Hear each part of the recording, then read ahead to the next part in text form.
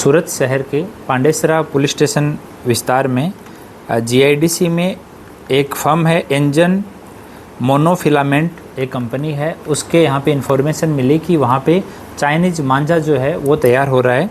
तो इस पे एलसीबी की टीम ने वहाँ पे जाके चेक किया तो जो फाइन फिलामेंट यान है वो बनाने के लिए उन्होंने पूरा सेटअप किया हुआ था, लेकिन उसकी जगह पे वो पूरा चाइनीज़ मांझा वो बना रहे थे। वहाँ जब गए तो वहाँ एक प्रमोद भगवान मंडल वो कंपनी का प्रोडक्शन मैनेजर होना बताया और करीब वहाँ 30 जितने मज़दूर हैं वो अलग अलग मशीन के ऊपर काम कर रहे थे। कुछ कच्चा माल देख रहे थे, कुछ पका हुआ माल देख रहे थे, कुछ पैकिंग में थे, कुछ प्रोडक्शन में थे। जब पूछा गया तो कि ये कंपनी किसकी है तो उन्होंने बताया कि नरेश भाई पटेल हैं जो कतारगाम में रहते हैं, उनकी ये कंपनी है और सारा सामान जो है वो यहाँ से पैक होके और बाहर बिक्री के लिए जाता है। जितना भी तैयार किया हुआ सामान था उसके ऊपर सारा जो चाइनीज़ अपना मांझा होता है उसकी जो चरखी होती है वो भी उसके ऊपर लपेटा हुआ था, उसका पैकिंग भी वो लोग कर रखे थे।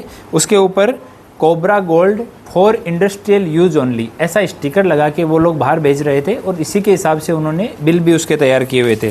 टोटल जब हमने वहाँ पे देखा तो टोटल 277 बड़े बॉक्स हैं वो चाइनीज़ मांझे के पैक किए हुए थे। एक बॉक्स में 60 जितनी छोटी जो अपनी चरखी आती है वो एक बॉक्स में 60 जितनी थी, तो 5700 जितना इतना तैयार माल था। कुछ सामान वहाँ पे जो डोरी है वो बनी हुई वहाँ पे बिखरी हुई पड़ी है, उसको वो लोग प्रोसेस नहीं कर पाए, वो प्रोसेस के फेज में ही थी। बहुत सारा वहाँ पे कच्चा माल है जो ये सब बनाने के लिए काम में आता है, वो सारा कुछ है।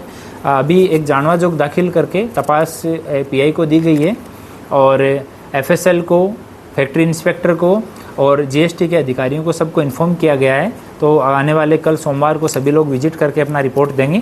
वो रिपोर्ट आने के बाद में जिस तरह से उनका ओपिनियन आएगा उसके हिसाब से एफआईआर दाखिल करके आगे की कार्रवाई की जाएगी। अभी हम सारे लीगल जो एस्पेक्ट्स हैं उनको भी एक्सप्लोर कर रहे हैं कि आईपीसी, अपना एनवायरनमेंट प्रोटेक्शन एक्ट, कोई अभी जाहिरनामा का उल्लंघन, जितने भी तरह का इसमें कलम लग सकती है वो सारी कलम एक बार उनका ओपिनियन आने के बाद में लगा के और ये सब किया जाएगा। वहाँ जितने 30 जितने मज़दूर थे सबका अभी इनिशियल स्टेटमेंट लिया गया है।